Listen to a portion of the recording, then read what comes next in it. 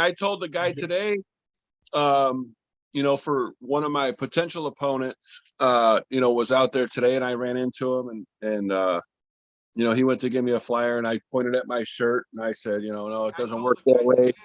And I told him, I said, I hope hard work can beat piles of money.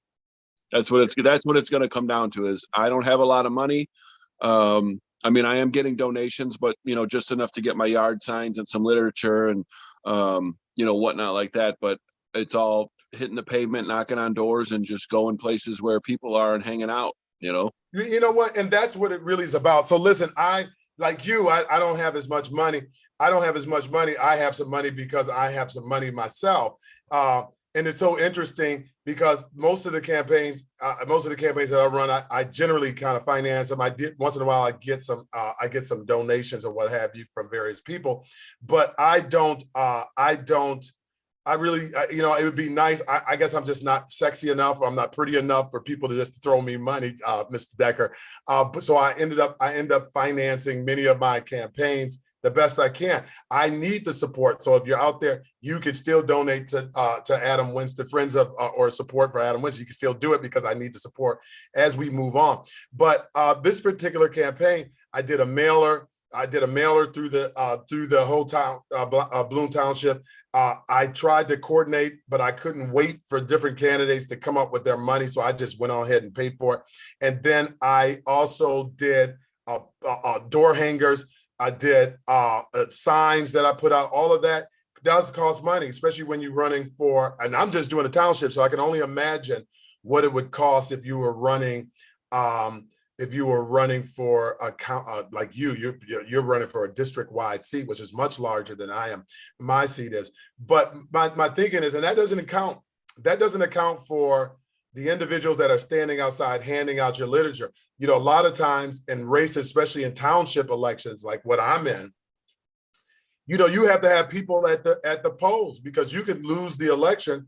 If I didn't have bodies out there at Prairie State or at Park Forest or whatever, my competition may have somebody out there that's just pushing them, and people do that last minute, that last minute push to try to get their name or that person to pick them, and they don't even care what the cost is at doing it. They'll tell all kinds of lies. I'm as green as the grass in your front yard, but. Yeah. Most of the time when people go to the polls, on the way to the polls, they know who they're voting for. Most of the time, if they're specifically coming there for you. But put it this way, you're not swaying me on my vote, other than if you are the candidate yourself, and you're going to give me a couple minutes and maybe answer a question or two that I may have, or just simply, why should I vote for you over the other person? Give me a reason. That's what really the last week, or I know I missed last week's show, but the fact that all these endorsements get thrown around, and when you say, don't tell me who to vote for, show me why to vote for them. Give me a reason. Give me some solid something to really suck me in. Why is this? Well, what, that's so interesting you say that, because I was critical. I was very critical of some of the endorsements, and I'm going to take a little journey with me, Mr. Decker. But when I was out there today, and I saw the person who's running for the same seat, because I don't look at it as, and anybody that knows me, I don't look at it as me running against the candidate. I'm never running against anyone. I'm running for the seat because I think that my ideas are better for that particular seat. I don't run against candidates. I've never been that type of person. So when this candidate approached me and she says to me that I've been talking about her, and I seen it on your show, I've never said anything negative about this particular person.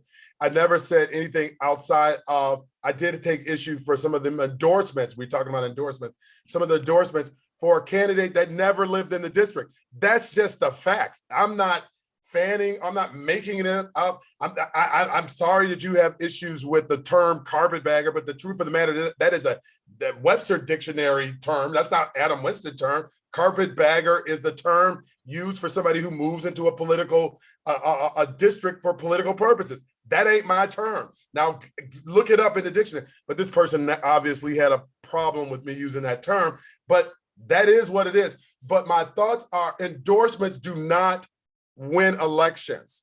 Endorsements are not doing. I was endorsed by and I actually think that my endorsement from the Independent Voters Association of Illinois holds more street cred than some mayor who doesn't even take the trash out.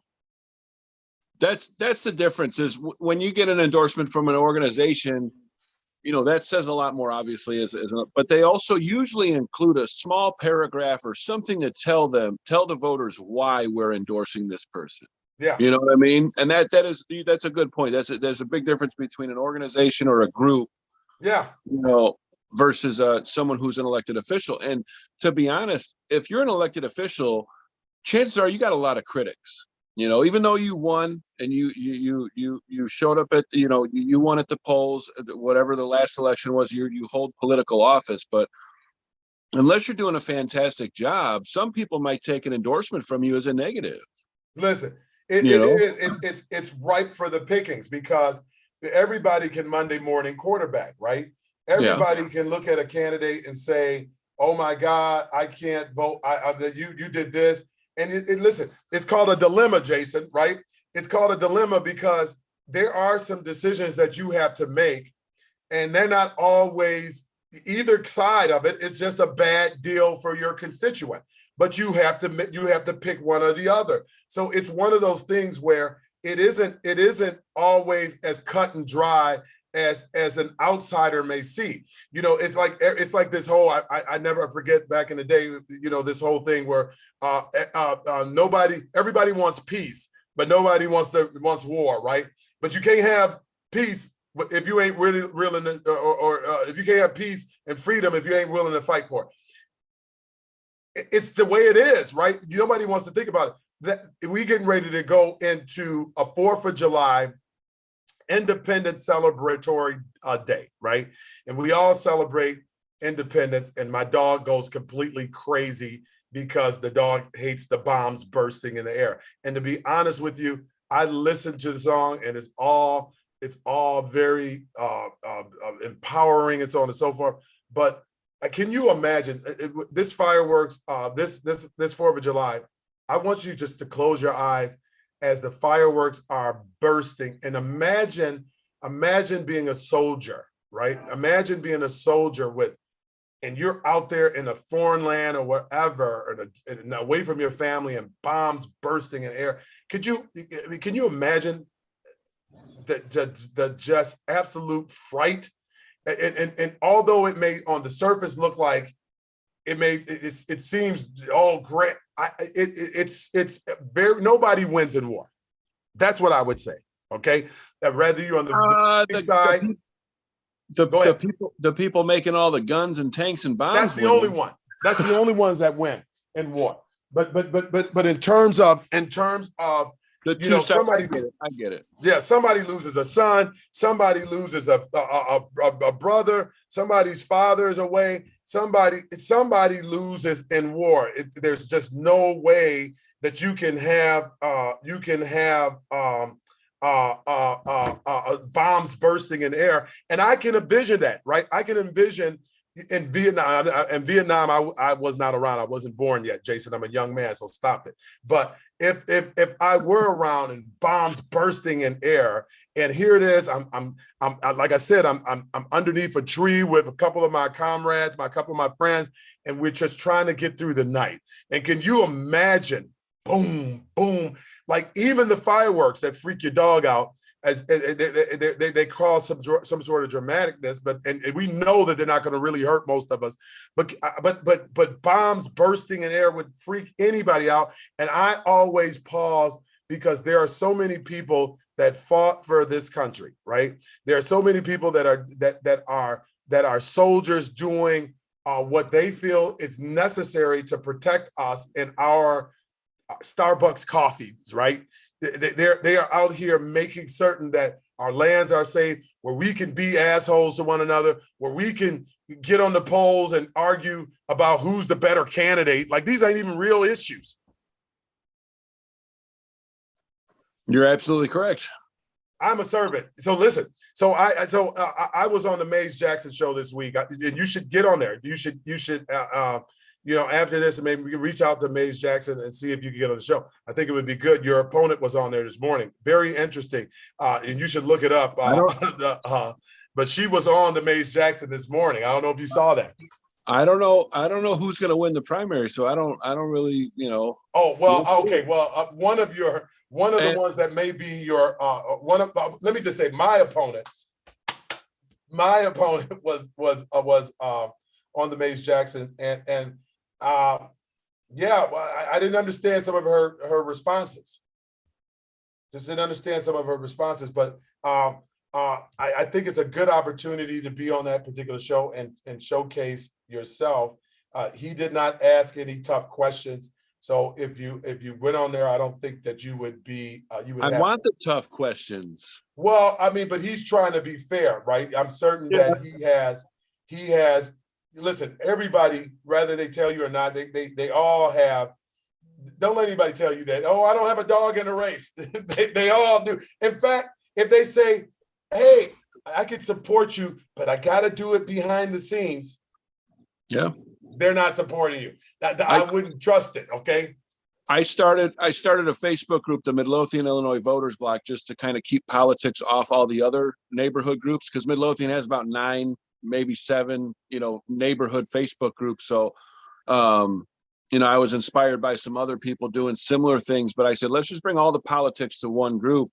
And then we had our municipal election last year, and I mean, I was very open that I love our mayor. I think he does a great job. He's humble, he's honest, and he's just a hard worker. He works full time. He's a union electrician. Some people call that double dipping. I'm like, he has a job and he's the mayor. That doesn't make you a double dipper. But anyway, I was kind of called out where I was like creating this group to like make sure he wins, and I said, listen, I created this group so everybody else can share. Okay. Yeah. I have my own personal, everybody complain. And you know what? We're gonna go into that too, because but real quick, within that group, I never once mentioned his name. I never once shared any of his political posts. I remained unbiased within the group. You know what I mean? And that's what I think some people need to do is just, we know somebody's going to vote for somebody. Okay. Yes. But let's have an unbiased conversation. Let's look at facts. Let's look at resume or your list of accomplishments, whatever you put out there as a candidate, why people should hire you, because that's what we're doing. We're asking people to hire us to do a job, and leave it at that. And that's what I try to do. So, but you're right. A lot of these, you see these candidates on these little shows, kind of like what we're doing here. I know we're buddies, but that doesn't mean you're going to not allow one of my potential opponents on your show. That doesn't mean you're not going to ask them the same questions that you're asking me. Absolutely. Absolutely. And you know what? And honestly, I try to be as fair about it as possible, because the reality is, I don't think that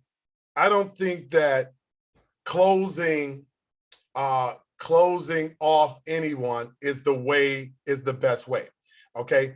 So I just think that personally, like I was trying to explain to the person that I'm running against, that I don't even have I literally don't have an axe to grind with her. In fact, if I felt that if she was running on her own, and I probably would have possibly even thought about supporting her if I had known that she was just running, as opposed to somebody just kind of throwing her in the race. I would have probably even supported her, because I really got enough jobs, Jason, right? And another non-paid one. I think that is an important job, and I don't think that we should take that particular seat lightly. And I was one that was very critical of the committee seat. I used to think that being a committee person is just a waste of, like, why just get rid of that role? I used to think that, but you need it. You need it in a lot of ways. Now that I'm smarter and my mind is broad enough, I recognize that what you miss in pay, you make up in influence and all this other stuff. So you want to have somebody that can really be that that face of that change and that community, so that people believe that the process would be fair for, and transparent for everyone. So I hope tomorrow, and I think I will be, I think I'll be successful, that once I get into that particular seat, that I don't change. Jason, you know, I'm probably not going to change. I'm going to be honest with you. I'm not going to pretty change because I don't have an ego. Well, I do, just a little. Okay, maybe a big one, but I don't have an ego that. Well, I mean, in all honesty, we all change. We change Yes. every day. We change every week. I mean, I'm raising a 3 and a 6-year-old. I mean, my mindset changes by the hour sometimes, but as far as like permanent change and changing who we are, yes, when we are accepted or hired as someone as important as even a committee person, as you said, years ago, you didn't understand the importance. Now you do. It is still a thankless position. It's a payless position, but it's an important position. And Yes. it is going to change you. It's just how it's going to change you. Well, my hope is that it changes me. It changes my perspective so that I can even add more value to those people that I believe in, which is really the people. I believe, listen, I know that this sounds very cliche, but I actually do believe in people. I didn't really get, so one of the comments that was said to me today was, "You owe child support." Where are you getting this from? Even if I did, so okay, like, I don't care if I owe child support. I don't know where you're getting your facts from, but my daughters are grown. Remember, I don't know if you saw my daughter at the graduation this past weekend. Beautiful. Oh my God. I'm so proud. I saw the pictures. Oh my God. My second baby just graduated from Western Michigan University. So a high school dropout, I'm a high school dropout. I got the good enough degree. I have 2 daughters that have graduated from college, one from Spelman, one from Western Michigan, and their father has a master's degree, okay? And I dropped out of high school. So I'm a proud papa, and I believe in the process, and I know what hard work can do because I'm a product of the system. I was born in the system. So I don't know where this thing is. Oh, you old child. What are we talking about here? Even if I owe child support, as a responsible dad, I pay my child support, and paying child support doesn't make me a bad person. There's a million of people. When you go to do a divorce, they end up paying child support. What's the big deal? Every divorced father owes child support. Like, that's not a bad thing. Like, they used that crap on me. They used that crap on me 5 years ago in Glenwood. And we're gonna take you, if you're just watching. I notice I see you out there, even though you could come on live on Zoom. I see you out there, but we're just having candid conversation with Mr. Jason Decker. Even if I was 5 years ago, Jason, in Glenwood, the mayor ran some. Well, he said he didn't do it, but whoever did it, it came from the camps inside of Glenwood, and they decided to try to run a smear campaign on me about child support. Whatever. Good luck with that. It didn't work then. Use it again. I don't care. Good luck. You slowed me down a little bit. Hey, it happens. But here I am. I'm still here. It is what it is. But I just don't understand why we have to become enemies just simply because we're both running for the seat. I said this before. We do not have to be enemies, because the truth of the matter is, at the end of the day, if we're both committed to what's the best thing for the village, or the township, then that should be all that matters at the end of the day. So what parties are we going to tomorrow? By party, do you mean putting my kids to bed at 7:30 and in bed myself by 9? You got to become much more cooler, Jason. You can't just be going to bed at 4 o'clock because the kids go to bed at 4. You got to get up and get out and hang with the cool kids. What are you doing for the holiday? I spent the majority of my 20s and 30s partying. So okay. That's right. So now now you're just retired. No more parties for you. I mean, by party, if you mean sit on the couch and play video games, yeah, sure. No, but no, for the weekend, I got to look at my schedule, but I am going to like 4 different places between Friday and Monday. So, so this weekend is 4th of July weekend. It is 4th of July weekend. Jason, I'm just going to be honest with you. I am very happy that the election for me, okay, not for you, will be over tomorrow, okay? I got another little secret. I don't know who's listening. Oh, I see you. But I'll be glad when baseball season is over too. Okay. It has been, oh my God, I'm doing baseball. I'm doing the election. I'm doing my job, doing my construction business. Oh my God. I just, Calgon, take me. Do they still sell Calgon? I don't know, but you're definitely aging yourself there. What's your record for baseball? We don't need to talk about that, Jason. Just curious. It is a building process, okay? I get it. And Flossmoor baseball, I believe I'm coaching over here in Flossmoor. So I'm coaching the Flossmoor baseball team.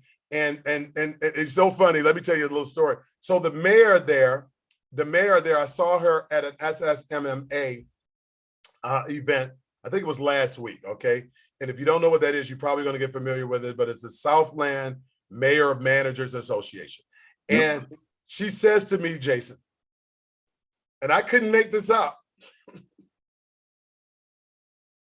Oh my God, you're Adam Winston? I had no idea. You do so much for my, but you're supporting a candidate, another candidate. I didn't know that was you. Do you believe that? Don't even answer, okay? But she said she didn't know it was me, and if she had known that she would have definitely. You know what? I feel like you ever watch that movie, Mommy Dearest? You ever watch that movie? Do you remember? I want to say I have seen it, but I couldn't even tell you what it's about. Jason, like, where have you been? Like, you haven't watched Children in the Attic and Mommy Dearest? Like, you mean Children of the Corn? No, Children in the Attic.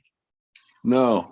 People Under the Stairs. I like scary movies. No, see, I got enough. See, I grew up in Detroit. We didn't need to see anything else scary. It was enough shit going on in the streets. I was out with the scary movies and all of that other stuff. So I like comedies. Yeah. So comedies, I like the comedies, but I don't do no Blair Witch projects. None of that stuff. That was some scary crap. I don't like dumb scary.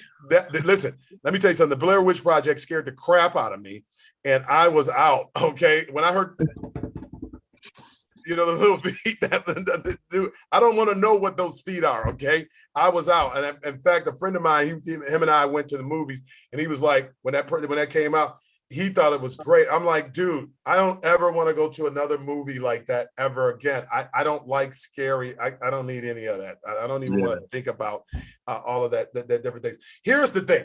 So I again, if you are just joining me, welcome to Tea and Conversation. This is Trustee Adam Winston. I'm just Jason Decker and I think this is fantastic. I don't think that this is a bad thing, because sometimes when you just have two people, it becomes much more of a conversation.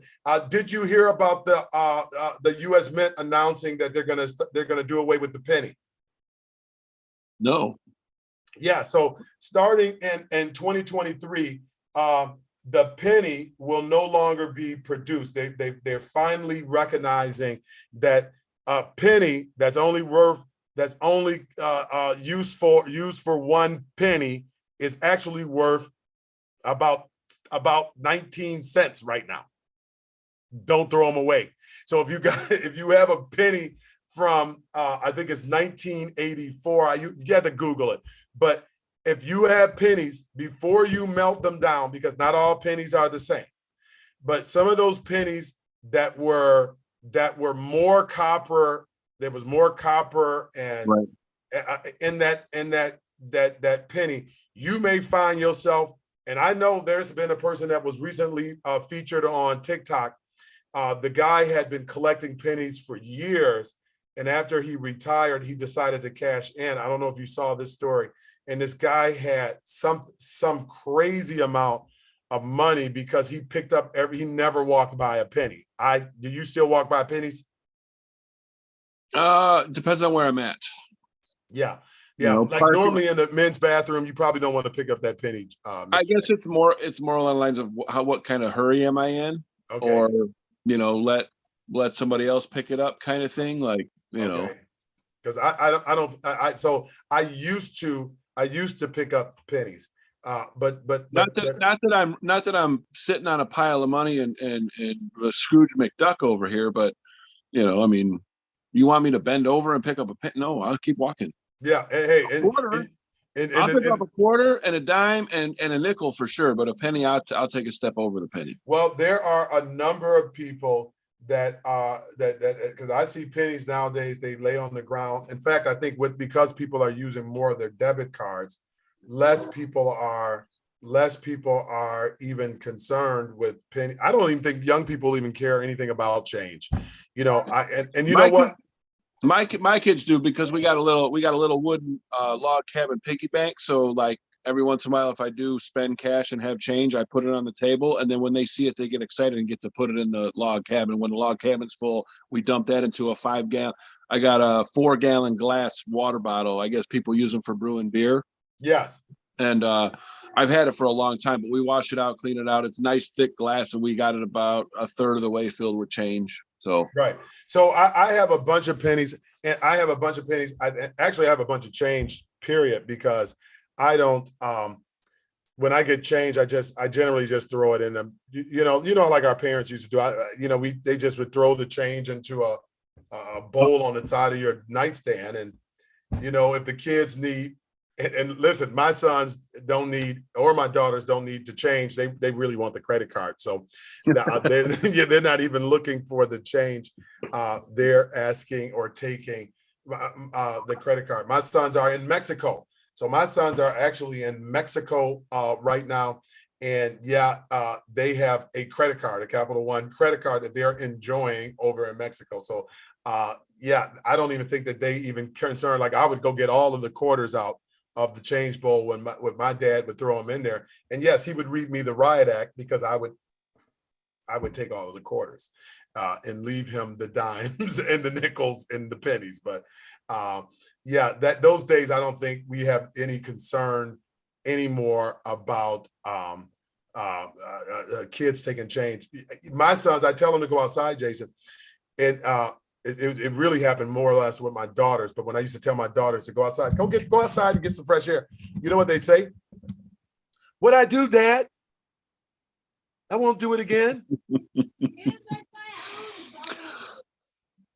Yep. Luckily, I think I'm lucky. My kids very much love outside. Yeah. So I mean, But you got boys, right? Yeah, but I mean. The girls, okay. my daughters didn't want to go outside. My daughters, they didn't care anything about outdoors. My sons, they'll go outside if they're friends. They'll go shoot some basketball. They love baseball, so they'll go outside for that. But they going outside just like me, I would go be outside. We'd be skateboarding, playing two-hand touch football, flying kites, picking up frogs. They're not into that. Yep. I remember those days, two-hand touch football. He was playing the street, light pole to light pole. Absolutely. Yeah. And that used to be good time. And then you could tackle on the little strip between the sidewalk and the street. You could tackle on that side. Like we were crazy. Like, no, you can't tackle. Here's concrete here. But we would still play tackle. In the street. So it's the craziest thing. In any event, if you're just joining, welcome to TN Conversation. I see that we have one more guest. Welcome to TN Conversation. I was a little late today, and Jason, Mr. Decker, and I are just talking about a few things that are going. If you don't know, you should know by now that tomorrow is Election Day. I wish I had my soundboard working, but tomorrow is Election Day. So if you haven't early voting, I know in Bloom Township, I don't know what the numbers look like around in other areas, unless you were in Tinley Park. Tinley Park had there is a contentious judge race that's going on out there. But in other areas, such as Bloom Township, the numbers haven't been the greatest, in early voting. So if you haven't got out to vote or had a chance to go and vote, and that's interesting, Jason. What is? So I'm thinking about it. You could actually vote now and then vote later. And it really doesn't hurt anything that you're doing. You could do it's not like, so you're okay. So do you still, I mean, I know you, what party you're part of, right? But do you vote in the primary at all? Yeah. Okay. I had to vote for myself. Are you in the primary? Oh, that's right. It is so you had to ask for a libertarian ballot. Okay, I'm sorry. For the first time in Cook County, we have a viable third option. Yes. Okay. So I'm thinking, I'm like, well, within Cook County, we are an established party. We have a countywide slate going up for all 5 countywide positions. I guarantee at least a few of them are going to hit the threshold. We may have a couple people that might come close to even winning. But I know I myself, I was very strongly urged to also run for Bremen Township Committeeman. So I will be the first ever Bremen Township Libertarian Committee person. Awesome.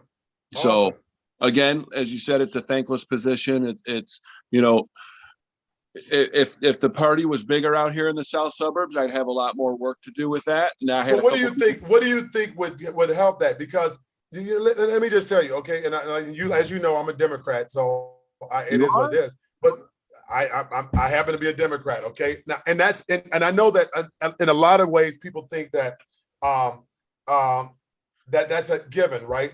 But no, it isn't. I think that you'll be surprised, but I'm not going to get into that yet because my frenemies may look at it.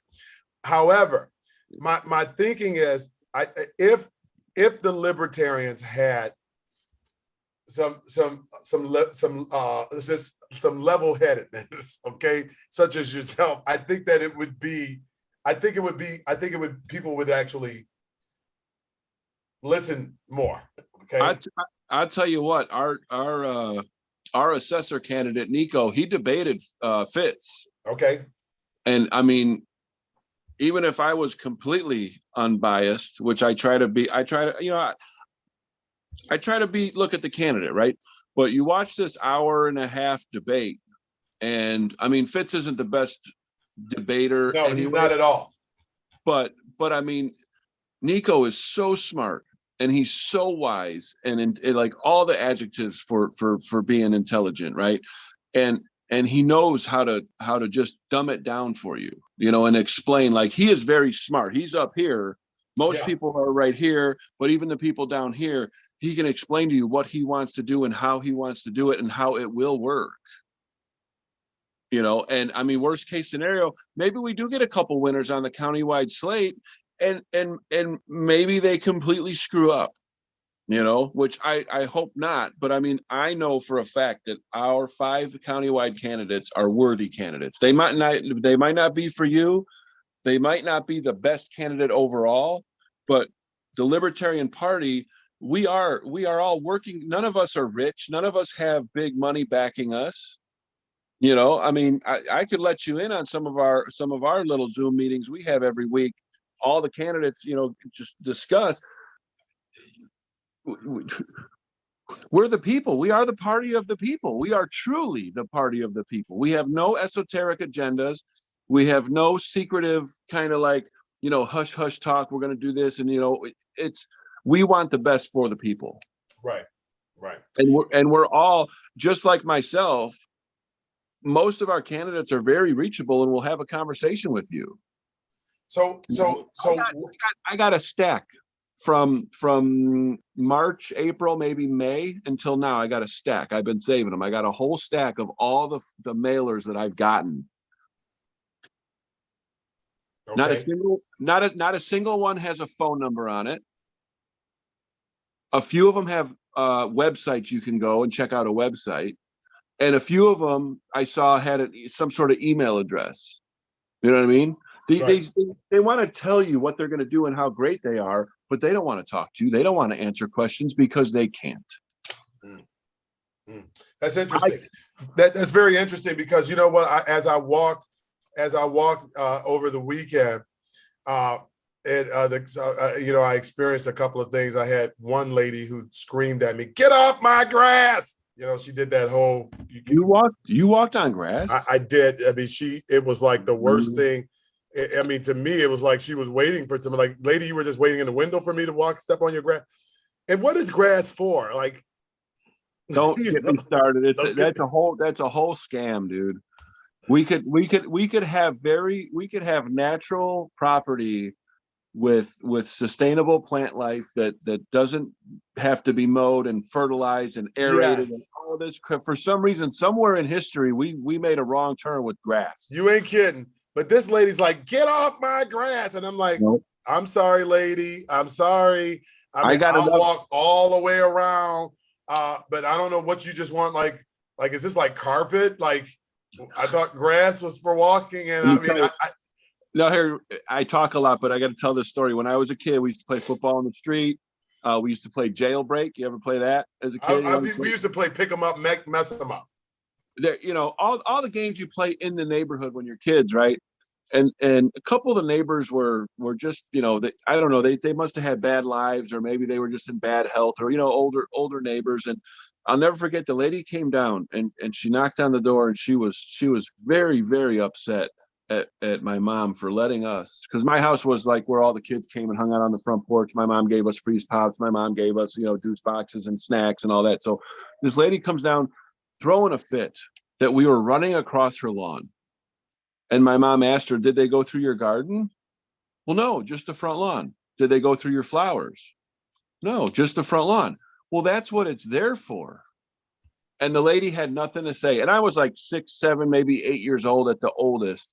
But I'll never forget that my mom, without being rude, without being combative or anything, just basically calmly asked her, like, what did they damage? Do you want me to go look at the blades of grass that they stepped on and make sure they're okay?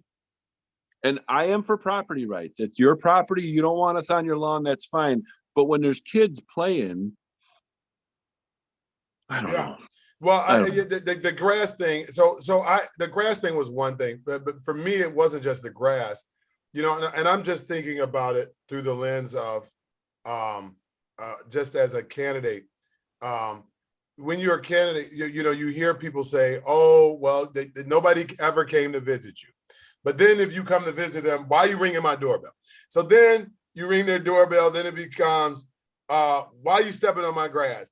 Or then don't leave your literature here. Or I don't have time to talk to you. The people sometimes are our own worst enemy. And we have got to start recognizing that if you don't want me to send you a text message, you don't want me to send you an email, you don't want me to call your phone, you don't want me to knock on your door, you don't want me to hand you any literature out, and then you want to ask me why I don't know you. Well, I mean, I get what you're saying. Very rarely, I think those are the same people, because I mean, we are knocking. I know I have knocked on thousands of doors. I had one guy at 2:00 in the afternoon, mad because I woke him up, which I apologized for. And I said, can I at least leave this for you to read later? And he said, whatever, and closed the door.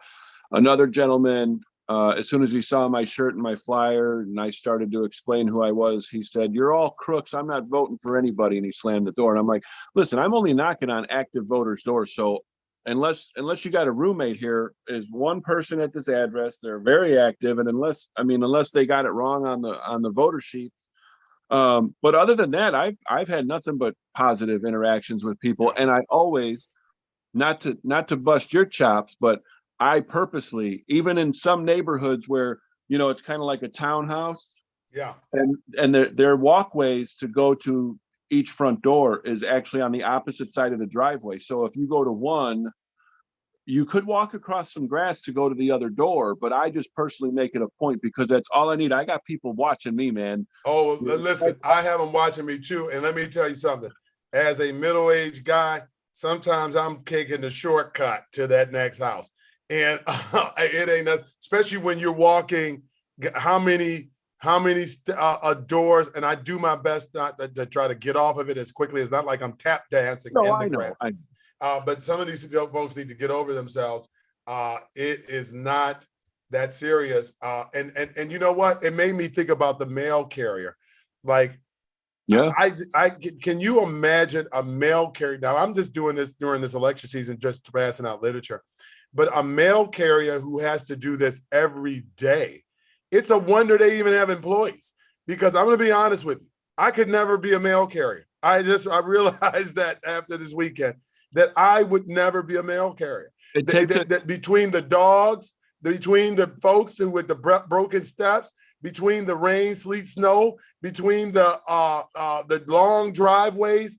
No, you would never get your mail. I'd throw it in the driveway. It definitely takes a certain personality type to be a mail carrier. Yeah.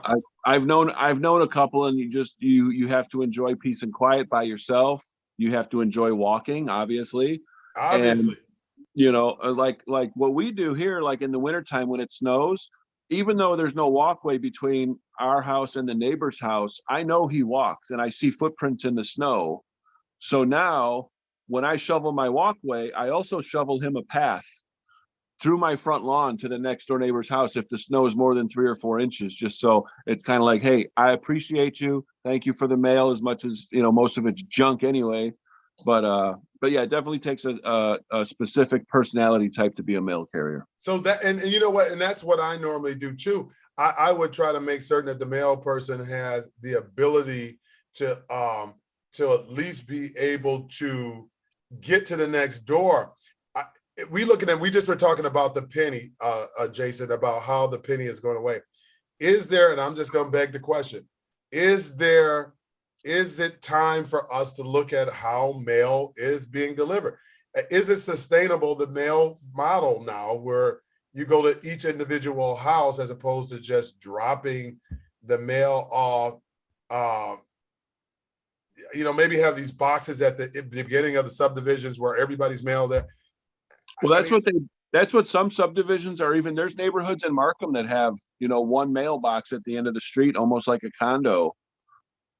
That I noticed, that makes sense. I wouldn't complain if I had to walk down the street. I wouldn't either, because I just think that the way that we currently do the mail, I just don't see it as sustainable. I just don't see it happening. You got more and more, the houses got bigger footprints. It's one of those things where they'd have to break it down by zip code, and maybe like, if we're going to get rid of the penny and everything else, then maybe, with technology nowadays, if I'm mailing something from 60445 to another zip code, then it should have a specific rate based on the distance and based on the zip code I'm sending it to. What a pain in the butt it is for the mail carriers to do that neighborhood. If I'm going to mail it to a big subdivision where one block only has 6 houses on it, and this guy's walking a whole block for 6 houses, well, guess what? You mail that maybe, I don't know. That sounds a little radical or crazy, but yeah. When's the last time you actually mailed a letter to somebody? It's been a while. It's been a while. I generally pay everything online. It's been a while. I can legitimately say that it has not been. I have not mailed a letter for a little while. Christmas maybe. Yeah, there you go. Christmas cards and stuff like that. But generally, I just don't. I get a lot of mail, but I don't really mail anything. And even with that, I try to change it. I try to make certain that I don't get, some of the bills in the mailbox, because I do automatic payment. So I try to make certain that I don't jam my box up with mail. First place, it's too much going on, so I don't really need everybody all into everything. So I don't mail letters, and the few that I get are generally junk mail or some credit card offering or something like that or something. But yeah, no, I don't do any of that. So or if you're a business owner, you get the yellow pages invoice enclosed. Yeah, well, yeah. But even with that, because now that's one of the things that I do miss, because the yellow pages, I miss it only because I haven't, and I guess you could just Google whatever I need on Google or what have you, but it was nice to be able to just go, if I wanted to know what is in the Southland area, I could kind of go through this centralized place. They tried to do it. They tried to do this yellow pages online. It just never worked. It just was not. Google. Yeah, because of Google. It just, sometimes Google gives you, a lot of times Google gives you the top searches, but they don't give you everything. I'm glad Google puts a little logo by business. Like when you Google something, it'll tell you ad, meaning like they paid to be there. So I usually go to the if I'm looking for something, I go to the first one that's not an ad. Yeah. You know, they might not be able to help me depending on what I'm searching for, but you know, Absolutely. but those cracked me up. The invoice and close, and the first time I opened it up, and I was like, "What is this?" And I'm asking my wife, you know, because she's the president of the business, and she laughed because she knew, you know, this is how they get people. You know, it says invoice and close. You owe us money when it's not really you owe. They want you to sign up and be on Yellow Pages. You know, it's no, thank you. So Jason, I was looking at your Facebook page. You have the Illinois State Board of Election, the numbers from 2014 to 2018 to today, right? Yeah. Well, so what are your thoughts of this? Well, 2018 was pre-COVID, so I don't know what the big jump from 2014 to 2018 was. I mean, It was almost 40,000. It was a huge difference from 2014 to 2018, and now obviously those numbers are going to be behind because they're still counting, right? Yeah. So I mean, early voting stops what, 8 o'clock tonight, or it stopped 11 minutes ago? It's 7 o'clock. Oh, so it's an hour past. So early voting is officially done. So tomorrow those numbers might change, but I wonder what the dip is, or trying to figure that out, and why people vote when, or certain years the turnout was lower or higher, or I do know, going through my voter sheets, to see a registered voter with no voting history until the general of 2020, and that was Trump and Biden. That brought people out to vote. Yeah. That was one thing I noticed when I'm scrolling through my Excel sheet looking at all the voter tabs, and you see blank V for 2020. Obviously I take them off because I got enough doors to knock on. I'm not going to hit them all anyway, but it's interesting. It's very interesting to see the voter patterns. It's interesting to see, like, when I was door knocking in Marionette Park, which I got one more street to do. It was too hot. I gave up in Marionette Park the one day, but anybody who answered the door on this one particular block, I said, I'm very proud to be walking this street because every single address on this block is a very active registered voter. Yeah. So have you noticed that some blocks don't have anybody that has voted? Yeah. Like I've gone on blocks and you see no voter history on the whole block. Yeah. And I don't think that most people realize that, but you look at your neighbors, some of these neighbors, they say they vote, but they don't vote. No. And it is kind of interesting to see, or it would be interesting. I noticed the same kind of people, very actively abrasive on Facebook towards government and politics and whatnot. And well, let's see, but I don't have time to play those games, and that's not what the voter sheets are for anyway. I'm trying to clean them up. I'm doing most of my campaign myself, and that was a lot of time. You can ask my wife. There were many nights when I sat at this kitchen table with my laptop cleaning up these voter sheets and doing them how I wanted.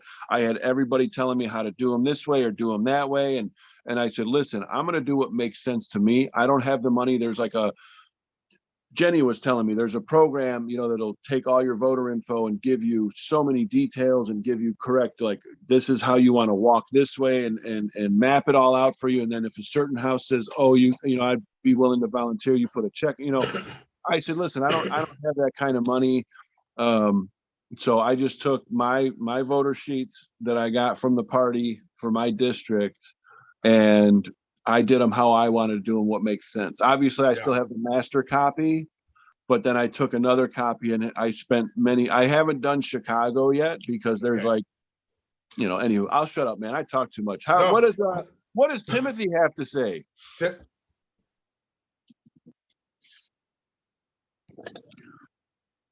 I don't know. Yeah, he's just probably listening, and that's okay. He's about to be done listening because I just wanted to get on. Wish every candidate a good, successful, hopefully a good turnout, the turnout that you want for tomorrow's election. I still have work to do, so I'm about to head back out here to make certain that my signs are out and at various locations this evening and tomorrow. You better pull them off your back wall and go put them out somewhere. That's exactly what I'm going to do. That's where, when I get off this line, this is what I'm going to be doing, because these signs, they can't do nothing here. So they're going to be out in the street. I'll let Public Works get them after tomorrow. Okay. But until then, good luck to all of the candidates out there. Jason, I will see you next week. I should have less gray hair next week, one way or another. And hopefully, okay, I may have the same amount of gray hair, but hopefully we'll be talking about a whole new set of issues, because November's election is right around the corner. But until then, this has been TN Conversation with Trustee Adam Winston. Everyone have a good night. See you next week.